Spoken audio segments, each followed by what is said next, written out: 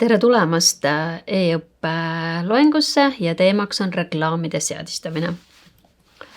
Ma ei räägi siin videos sulle pikalt kõiki nurgataguseid ette, sest see oleks ebamõistlik. Aga ma räägin sulle ja teen ülevaate siis põhiloogikast, et kust alustada ja mis on need põhisammud.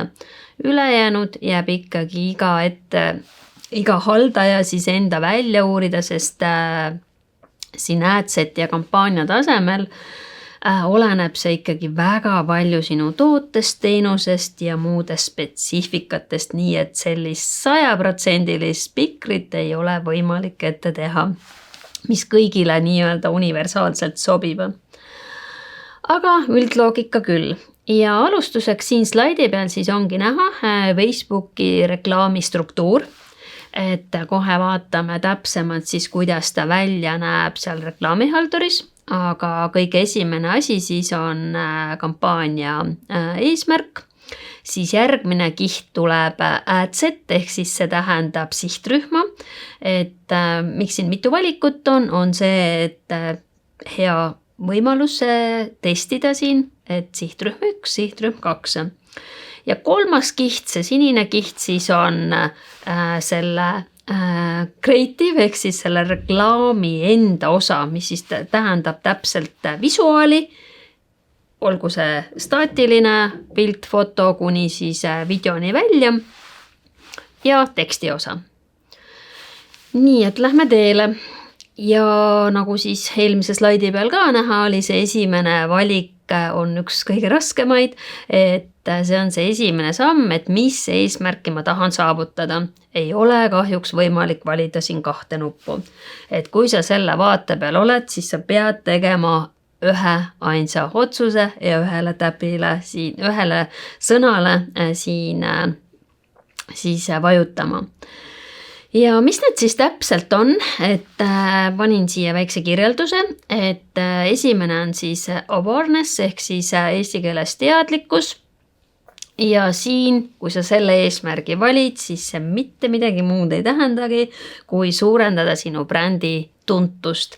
Ehk siis, kui sa selle valid, siis Facebooki süsteem hakkab seda ise teadlikult nii tegema, et sa jõuaksid selle eelarve eest võimalikult paljude inimesteni.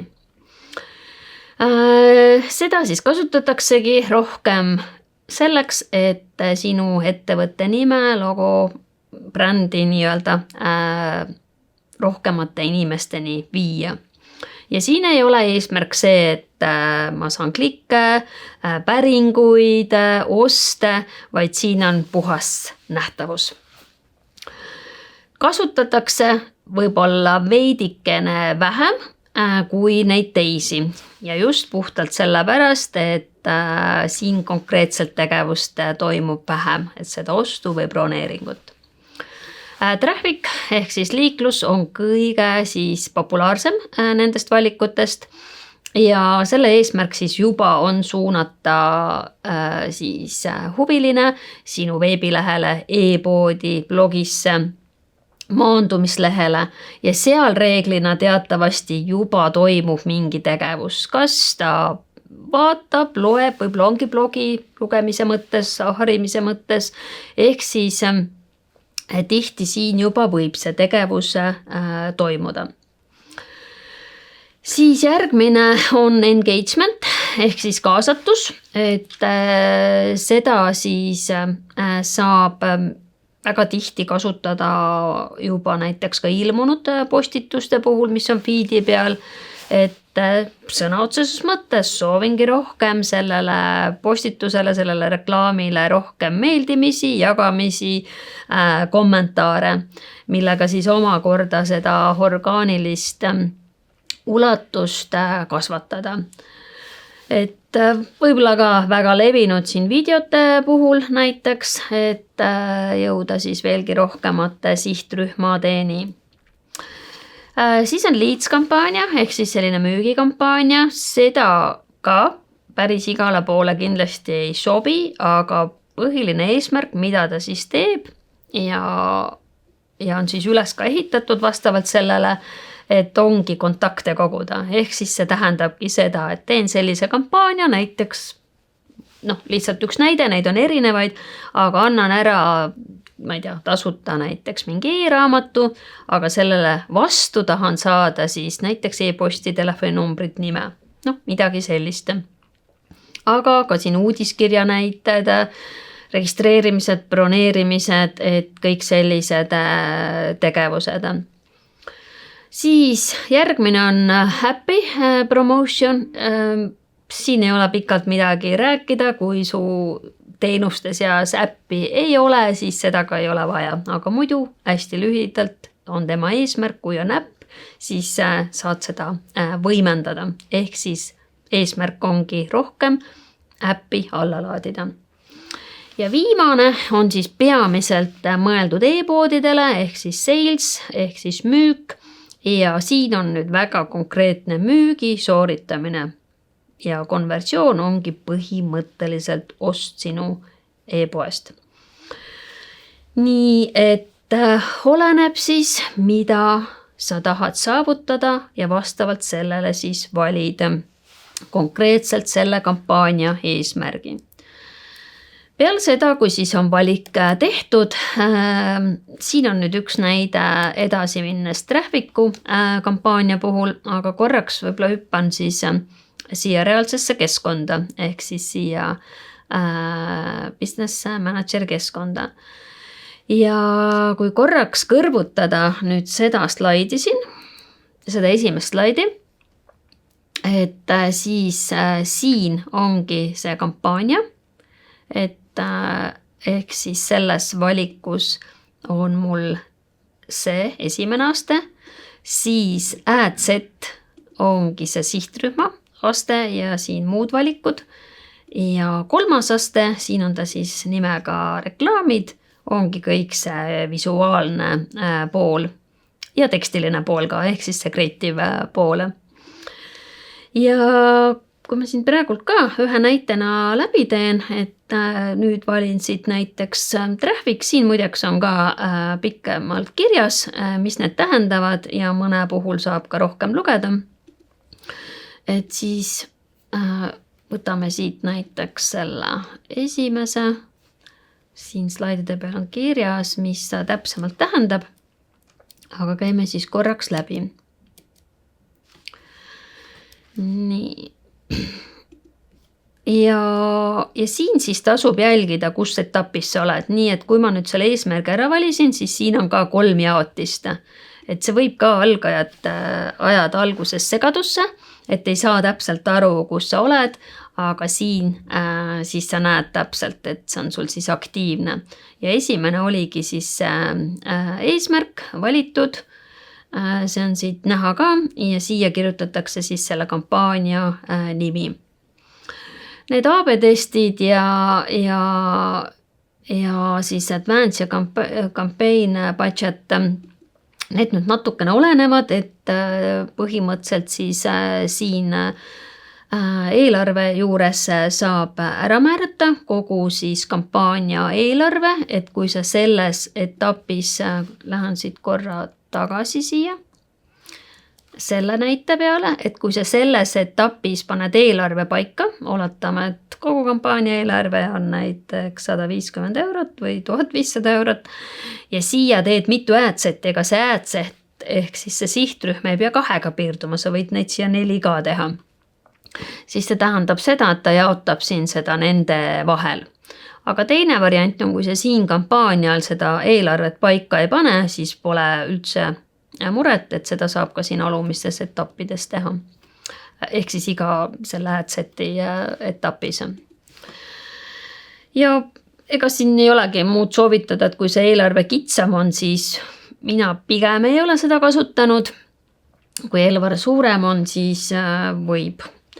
AB testiga natuke sarnane jutt, et kui eelarve pigem kitsam on, siis ta lihtsalt ei pruugi nagu anda tulemusi, aga eks kõik on lõpus testimises ja kui sa selle teekonna alguses oled, siis sa võid ju testida ja vaadata, kuidas ta sinu toote-teenuse konto puhul toimib.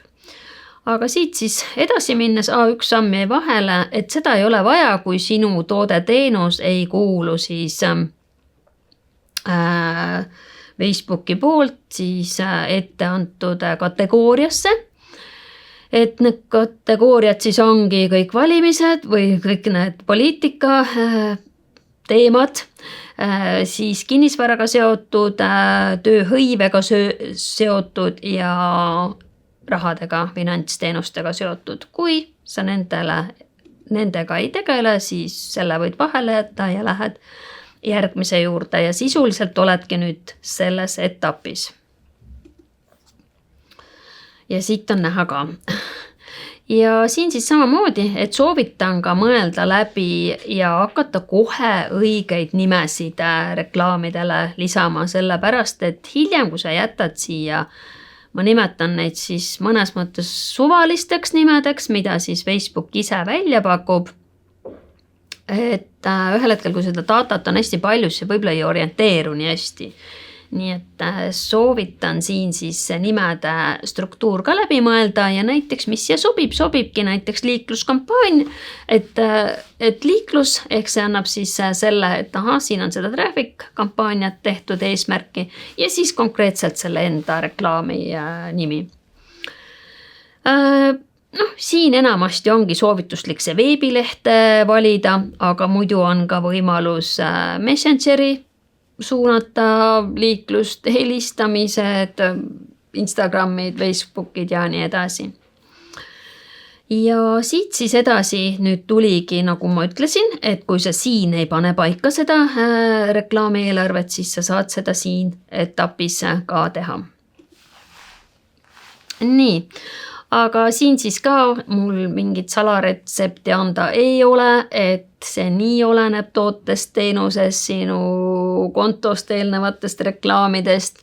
Esialgu täiesti nullist alustad, võidki proovida 5 eurot päev, nagu on siuke enam levinud soovitus. Ja kui vaatad, et see nüüd küll mitte ühtegi tulemust ei andnud, siis tuleb suurendada. Vähendada pigem minu kogemus ütleb seda, et siin 2-3 euroga päevas on nagu keeruline tulemusi saavutada, aga eks oleneb kõik. Ja ülejäänud on juba sellised üldasjad, nagu näiteks perioodid, eks ju, kellaajad, siis tuleb see sihtrühma osa, et sihtrühm siis saad valida, kui juba oled neid loonud, siis nad jäävad ja seivinud oled siis hea teada, et need jäävad siia mälusse ja saad lihtsalt ühe klikiga valida selle sihtrühma ja kui alles täiesti nullist teed, siis määradki siin kõik need vanused, piirkonnad, kui see on oluline, et ka Eesti mõttes, et kui ikka tahad ainult tallinlastele näidata, siis saad kenasti valida ainult siis piirkonnaks Tallinn, et ei pea tervele Eestile näitama, kui sinu äri mitte kuidagi Võruni ei ulatu. Nii, aga siis ja siis on need huvid siin, nende huvidega kindlasti on ka turundajaid 2 leeri läheb ja ega siin ei oskagi muud öelda, kui jällegi oleneb sinu sellest sihtrühmast, sellest tootest teenusest, et katsetada siiski võib, et seda nii-öelda huvide järgi siis sihtrühma paika panna, aga kui näed, et see väga tulemust ei too ja siin on muideks üks ka mõõdik, mis näitab siis seda, et kui sa muideks selle sihtrühma hästi kitsaks ajad ja mida me teame, et Eesti puhul, kui sa järjest siia paned neid asju, siis ühel hetkel võib sul olla siin ainult paarsada inimest on ju, kui sedagi, teinekord võib olla 50. Aga nagu öeldud, ei pruugi olla siin õigeid ega valesid vastuseid ja võib-olla sa tahadki, sul on nii nišitoode, saad need täpselt sihtida ja see 50 000 on piisav ja võib-olla see toob sulle tulemusi ka, siis miks mitte. Aga siin on see mõõdik, et ühel hetkel muidugi ütleb ka, kui see on punases või siis alla selle, et ei ole mõtet teha. Et jälgi seda tulpa kindlasti ka. nii, siin pead jah siis kinnitama selle, et sina oled see ainuomanik või et see kogu see kasum siis või kogu see läheb sulle, et seda tuleb sinna panna. Siis on placement ehk siis teisisõnu sa saad valida. Siin on jälle samamoodi, on üks koolkond, kes soovitab, et no jällegi pane ikka kõik kanalid nii-öelda ja siis teine koolkond, kus ma ütlen siia muuda peale, kus siis saab neid placement'e ehk siis teisisõnu, need on nii, vaatame, kus ta siin näitab. Hästi lihtsustatult siis, need on Facebooki enda poolt siis määratud tema enda kanalid ja partnerkanalid, kus see reklaam siis lõpuks kuvab. Et seda siis saad siit valida. Minu soovitus tavaliselt on ka, et ma olen jätnud, et ma väga palju selliseid erisusi ei ole teinud, et seda kitsamaks ma selle ajan ja ma ei tea, kas sellel ühesõnaga on mõtet, et meil niigi on see sihtrühm siin, kui me Eesti territooriumist räägime, üsna väike. Aga teinekord igati asjalik, et Instagramis ei näita seda siis reklaami või Messengeris ei näita, nii et mõtle oma sihtrühmale ja tee see otsus sellele. Ja nüüd olemegi jõudnud sellest 3. etappi, et siis selle sinise etapini. Siin samamoodi sa võid, nii nagu siin näide on, ma võin teha ühe adseti alla 4 seda visuaali või siis seda loovlahendust siis võin teha ainult ühe, nii et võimalusi on mitu. Ja kokkuvõttes siis jällegi siia siis tasub see reklaami nimi panna, millest nüüd täpsemalt siis juttu on. Näiteks oletame, et siia tuleb, ei tea, näiteks siia tuleb staatiline foto või foto, mitte staatiline, aga foto näiteks. Ja või siis näiteks siin on reel, et kõik sellised märksõnad. Ja peale seda siis siin ka jälgi sellist asja, et kui sul on mitmeid kontosid, siis ta ei pruugi siin õiget näidata, et vaata, et Facebooki lehed ja Instagrami kontod saaksid valitud. Nüüd on see Threads ka siia tulnud, seda isiklikult ei ole nagu kasutanud veel. Aga need võimalused on olemas ja siis tulebki see siis creative koht, kus sa saad siis juba möllata selle veebilehega või selle maandumislehega või mis iganes URL see on, kuhu sa soovid siis selle suunata.